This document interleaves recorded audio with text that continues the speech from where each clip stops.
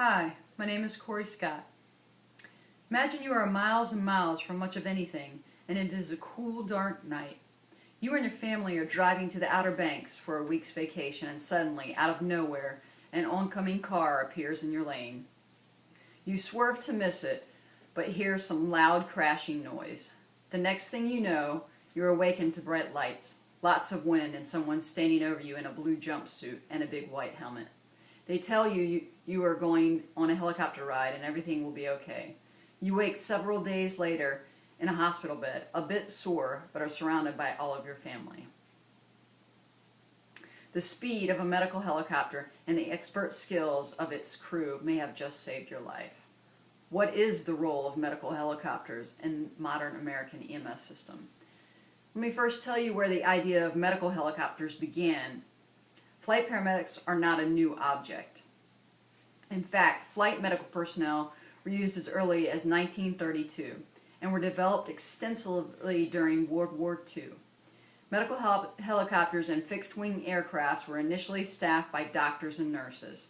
Specialized nurses training consisted mainly of flight nurse training at Bowman Field, Kentucky, starting in November 1942.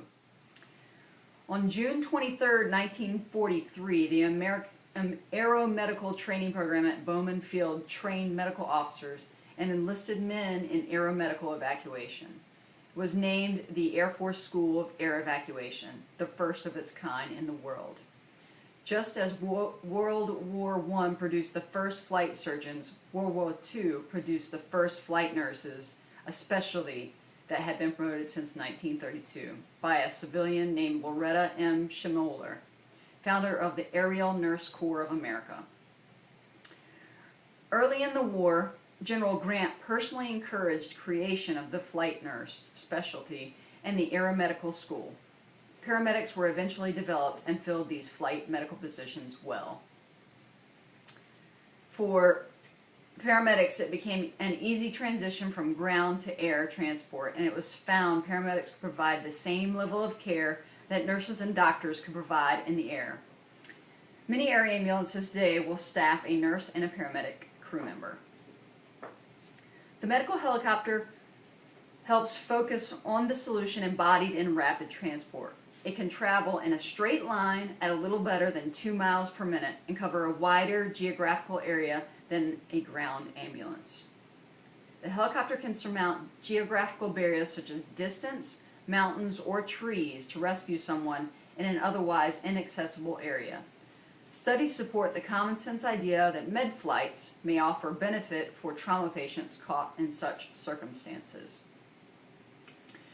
When I was 17 years old and taking my first emergency medical technician class, we had an exercise where we landed Dare Med Flight, Dare County's air medical helicopter, onto the football field at our local high school. The flight medics stepped off of the helicopter and received our simulated injured patient.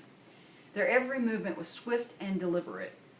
It was at this moment that I knew someday I wanted to be on that helicopter. It took me nearly 17 years, but I did it. This is my flight suit. I obtained my EMT basic and eventually went on to obtain my paramedic certification and flight status. As the certifications increase, so do my responsibilities to my patients. As a flight paramedic, I have the ultimate critical care responsibility.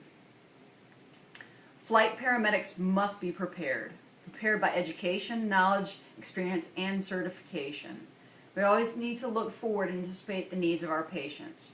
Critical care flight paramedics are an integral part of the healthcare community, providing and maintaining hospital-level care during transport outside the walls of a traditional hospital. As a medical and Dare Med Flight, we receive the most critically ill and injured patients within the community. The nearest Level 1 trauma center by ground is located about an hour and a half from our area. Our helicopter, Dare Med Flight, dramatically reduces this time to barely 26 minutes. This greatly increases the patient's chances of survival. Wouldn't you want your family member to be flown by air ambulance to the best hospital for their needs?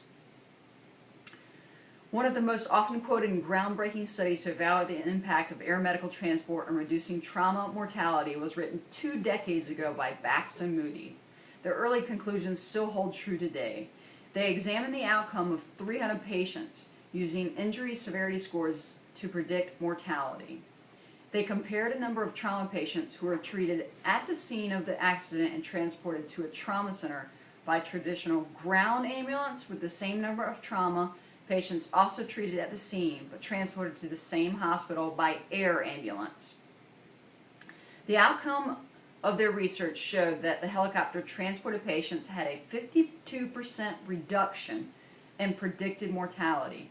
The authors concluded that the reduction in death rates for these patients was due to the ability of the helicopter to deliver a skilled medical crew to the patient at the scene of the accident and provide an even more rapid transport than by ground ambulance. In conclusion, I am proud of being a flight paramedic for DareMed Flight. I believe it has an immense impact on whether a patient lives or dies. The role of medical helicopters in modern EMS is a matter of life and death. It provides speed, a skilled medical crew, access to remote areas, and delivery of a patient to the most appropriate hospital. DareMed Flight, we are there when you need us. Thank you.